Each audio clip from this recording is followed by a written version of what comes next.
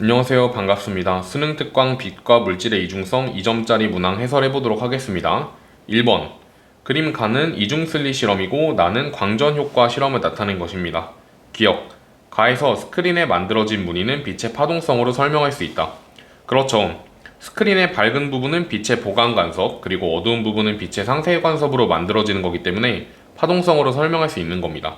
그 다음 니은 나에서 광전자가 방출되는 현상은 빛의 입자성으로 설명할 수 있다. 그렇죠.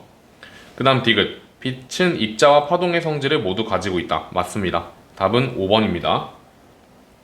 2번 그림 가나는 동일한 금속판 P에 진동수가 각각 F랑 EF인 빛을 비출 때 P에서 광전자가 방출되는 것을 나타낸 것이다 라고 나와 있습니다. 진동수가 더 작은 가에서도 광전자가 방출된다는 것은 이 같은 금속판, 동일한 금속판 P의 문턱 진동수가 F보다도 작다는 걸 알 수가 있는 거예요. 기억, P의 문턱 진동수는 F보다 크다. 반대죠. 그 다음에 니은, 방출되는 광전자의 최대 운동 에너지는 나에서가 가에서보다 큽니다. 그렇죠. 그 다음에 디귿, 나에서 비추는 빛의 세기를 증가시키면 방출되는 광전자의 최대 운동 에너지가 커진다. 아닙니다. 광전자의 최대 운동 에너지를 키우고 싶으면 이 쏴주는 빛의 진동수를 키워야 되는 거지 세기를 키운다고 운동 에너지가 증가하진 않아요. 그래서 빛의 세기를 증가하면 운동 에너지가 아니라 방출되는 광전자의 개수가 늘어나겠죠? 답은 2번이 되는 겁니다. 3번 다음은 검전기를 이용한 광전효과 실험이다. 가를 보시면 그림과 같이 검전기의 금속판에 음으로 대전된 에보나이트 막대를 접촉하여 검전기를 음전하로 대전시킨다. 그러면 금속박에는 전자가 쌓여서 서로가 서로를 밀어내서 금속박이 벌어진 채로 정지해 있겠죠. 근데 여기서 나를 보시면 그림 가의 과정을 거친 금속판에 단색광 A나 B를 비추고 금속박의 움직임을 관찰한다 라고 나와 있습니다. A를 비출 때는 변화가 없는데 움직이지 않죠. 근데 B를 비췄더니 오므라들었대요. 그 이유는 B가 A보다 진동수가 컸던 거예요. 그래서 A의 진동수보다 B의 진동수가 더 컸고 그 사이에 이 금속판에 문턱 진동수가 있던 거죠. 그래서 금속판의 문턱 진동수를 넘어주는 B를 비췄을 때 이 내부에 있는 전자가 광전 효과에 의해서 광전자가 빠져나오니까 이 금속박은 오므라들 수가 있었던 겁니다. 자, 기억. 진동수는 A가 B보다 작다. 맞아요. B를 비출 때 금속판에서 전자가 방출된다도 맞고요. 그 다음에 A의 세기를 증가시켜서 비추더라도 문턱 진동수를 넘지 않는 A를 비출 때는 아무리 세기가 세도 금속박이 오므라들지는 않겠죠. 답은 3번이 되는 겁니다. 다음 문제 풀어보겠습니다. 4번 그림은 광전관의 빛을 비추는 모습을, 표는 광전관에 비추는 빛의 파장과 빛의 세기, 그리고 광전자의 방출 여부를 나타낸 것이다. 근데 이 광전자의 방출 여부는 빛의 세기랑 무관하고 파장하고 관련이 있죠. 그러면 이 람다 제로일 때는 방출이 안 되니까 이 람다 제로라는 파장을 갖는 빛은 문턱 진동수보다 진동수가 작은 거예요. 근데 이때 이 람다 원일 때 세 번째 실험과 네 번째 실험에서는 광전자가 방출이 되고 있기 때문에 이 람다 원이라는 파장을 갖는 빛의 진동수는 문턱 진동수보다 더 큰 거겠죠? 그럼 과연 람다 원일 때는 방출할까요? 방출하지 않을까요? 광전자를? 당연히 방출할 수밖에 없습니다. 파장이 더 길 때, 이 람다 원일 때도 방출하니까 파장이 더 짧은 람다 원은 진동수랑 에너지가 더 클 테니 여기선 자연스럽게 방출이 될 수밖에 없겠죠. 따라서 기억은 맞습니다. 그 다음에 니은은 이 둘 중에 누가 더 큰지를 물어보고 있는 건데 현재 첫 번째 실험에서는 방출이 안 되고 두 번째 실험에서는 방출이 되고 있기 때문에 파장은 람다 제로가 람다 원보다 더 큰 것이겠죠. 니은은 틀렸네요. 그 다음 디귿 단위 시간당 방출되는 광전자의 수는 3에서가 4에서보다 많다. 그렇죠. 이 광전자의 수는 빛의 세기를 비교해 보셔야 되는데 빛의 세기가 3에서가 더 크기 때문에 방출되는 광전자의 수도 3에서가 더 많은 겁니다. 답은 기억 디귿 3번이 되겠네요. 자, 다음 5번 풀어보겠습니다.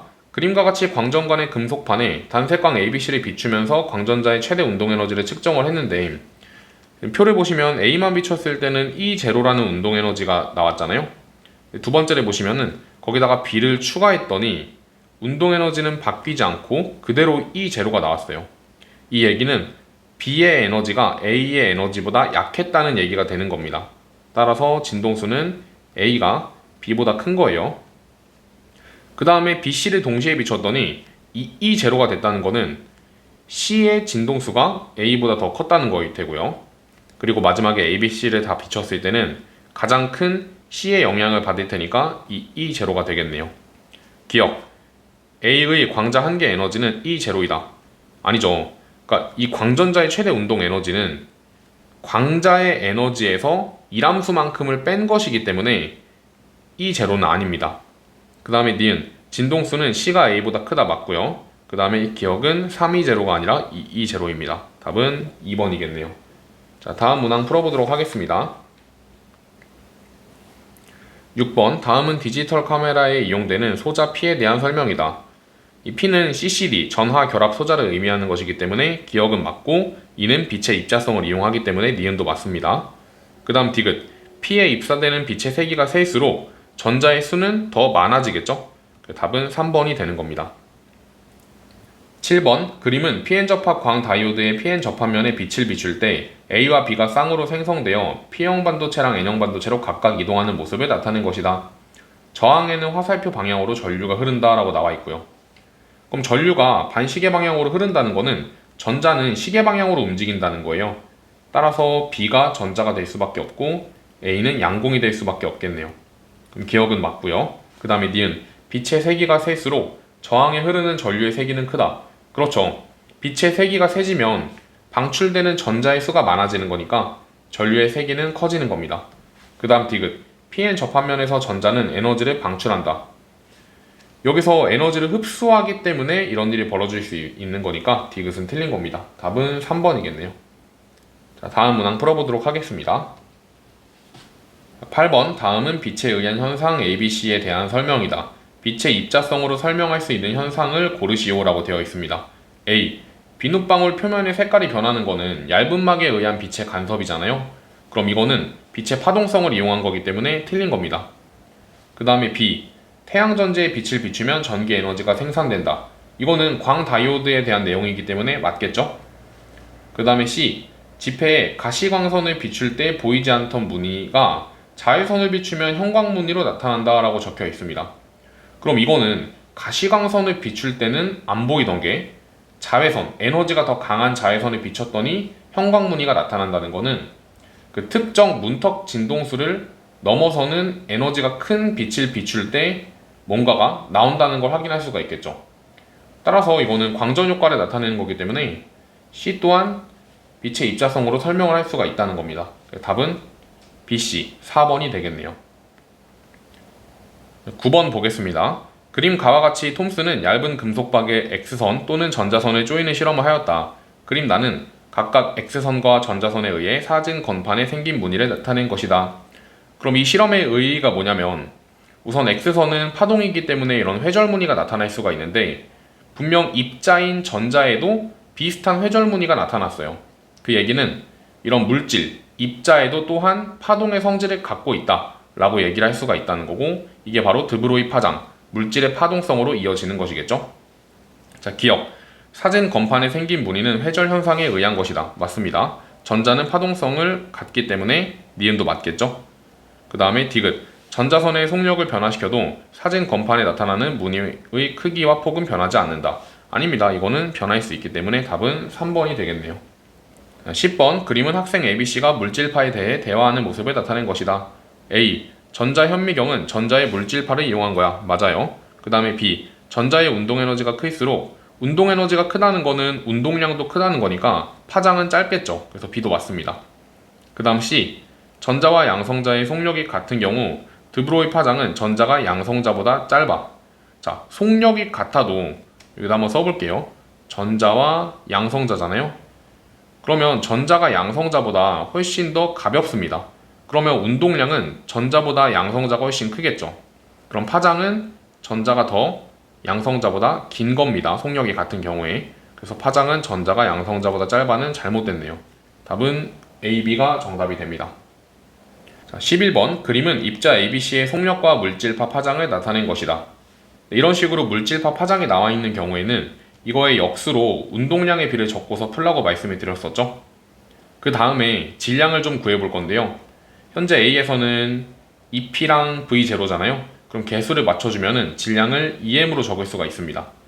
B 같은 경우는 2P의 2V니까 질량을 그냥 M으로 두면 되고요. C에서는 P의 2V니까 2분의 1M으로 둘 수 있겠죠. 기억, 질량은 A가 B보다 크다. 맞습니다. 운동량의 크기는 B와 C가 같은 게 아니라 A랑 B가 같겠죠. 니은은 틀렸고, 그 다음에 디귿, 운동 에너지는 그냥 2분의 1 MV제곱으로 구해볼까요? 그러면 C에서는 질량이 2분의 1M이고 속력은 2V예요. 내가 이거를 2로 둔다면 상대값으로 A 같은 경우는 2가 되겠죠. 따라서 2배가 아니라 같은 겁니다.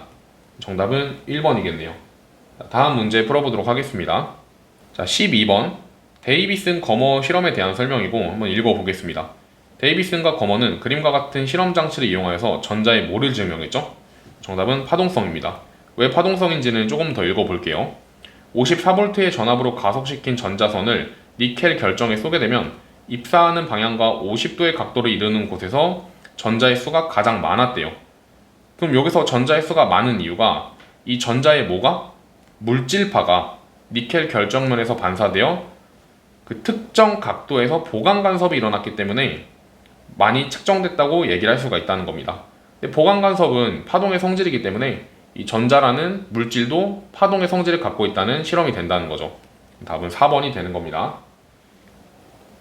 그 다음 13번 그림은 입자 ABC의 물질파 파장을 운동에너지에 따라 나타낸 것이다. 바로 문제 풀어보죠. A와 B의 물질파 파장이 같을 때 운동량의 크기는 같다. 그렇죠. 파장이 같으면 당연히 운동량도 같을 수밖에 없습니다. 그 다음에 니은 질량은 A가 C보다 작은지를 물어보고 있습니다. 자, 이런 건 어떻게 풀어야 되냐면 이렇게 보조선을 하나 그어주세요. 그럼 보조선을 긋게 되면 현재 파장이 동일하죠. 세 개가 다. 이 점과 이 점과 이 점에서. 그럼 파장이 동일하다는 거는 운동량도 동일하다는 거예요. 자, 그러면 운동 에너지는 EM분의 P 제곱으로 쓸 수 있기 때문에 운동량이 동일하면 질량이 작을수록 에너지가 커집니다. 그럼 에너지가 가장 큰 C가 바로 질량이 제일 작다는 거고, 그리고 A가 질량이 가장 크다는 거겠죠. 니은 질량은 A가 C보다 작다. 이건 잘못된 거예요. 그 다음 디귿 B와 C의 속력이 같을 때 물질파 파장은 B가 C보다 짧다. 속력이 같아도 B랑 C 중엔 B가 더 질량이 크니까 운동량은 B가 더 큽니다. 운동량은 B가 더 크고, 그러면 파장 같은 경우는 B가 더 짧겠죠. 따라서 답은 기억 디귿 4번이 되는 겁니다. 자, 다음 문제 풀어보도록 하겠습니다. 자, 14번 그림은 전자총에서 방출된 전자가 단일 슬릿과 이중 슬릿을 통과하여 형광판에 밝고 어두운 무늬를 만든 것을 나타낸 것이다. 기억 형광판의 간섭 무늬는 전자의 파동성으로 설명할 수 있다. 맞습니다. 그 다음에 니은 전자의 물질파가 간섭하여 만든 무늬이다. 이것도 맞고요. 속력이 클수록 운동량은 커지고 파장은 짧아지니까 간격은 좁아지는 게 맞습니다. 답은 5번이겠네요. 15번 그림은 전자현미경의 구조를 나타낸 것인데 지금 시료를 투과하고 있기 때문에 얘는 투과 전자현미경이 되는 겁니다. 기억 이 전자현미경은 투과 전자현미경이다. 맞아요. 그 다음에 니은 자기 렌즈는 전자를 초점으로 모으는 역할을 한다. 맞습니다. 전자총에서 방출되는 전자의 속력이 클수록 운동량이 커지니까 파장은 짧아지고 분해능은 좋아지는 겁니다. 답은 5번이네요. 자, 16번 표는 전자현미경 X랑 Y의 특징을 나타낸 것이고 X, Y는 각각 주사 전자현미경과 투과 전자현미경 중 하나라고 나와 있습니다. 근데 X를 보면은 시료를 매우 얇게 만들고 그 다음에 이거를 투과시킨다고 했으니까 얘는 투과 전자현미경이 되는 거고, 그리고 Y 같은 경우는 전기전도도가 높은 물질로 코팅한다고 되어 있으니까 얘는 주사 전자현미경이 되는 겁니다.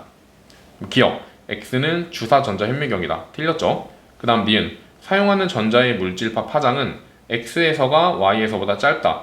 자, 이거는 어떻게 판단하시면 되냐면 가속 전압이 X가 더 크잖아요. 그러면 전자의 운동량은 X에서가 더 크고 파장은 X에서가 더 짧은 겁니다. 따라서 니은은 맞아요.